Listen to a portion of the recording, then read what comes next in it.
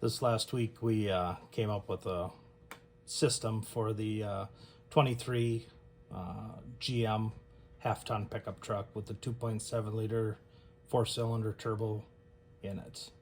And stock pull started out, we did a pull from 3,000 to 5,600 RPM.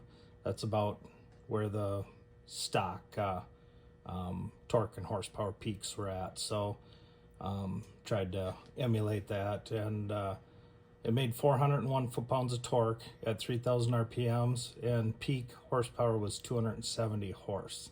Now this is at the rear tires here.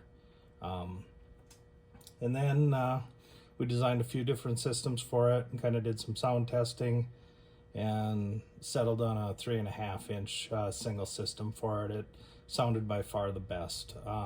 It made 112 CFM better flow at 10 inches of water than the complete factory system did.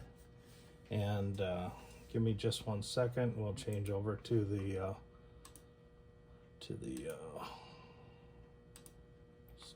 to our system that we developed, Dyno test.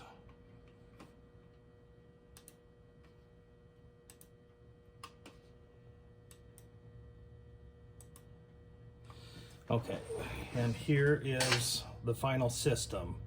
And at 3,000 RPMs, we made 420 foot-pounds of torque with our system.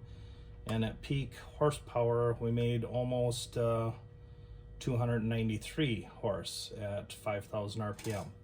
And then there's some other things here too, like at 5,000 RPM, if we compare stock to our system, it's like about a 28 horse or 28 foot-pounds of torque gain up in this range, because stock, it was already starting to nose over pretty hard, and with our system it kind of drug it out a little bit longer.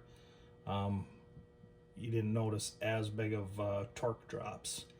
So in all, peak and peak, we made an extra peak 19 foot-pounds of torque and plus 23 horsepower at the peaks.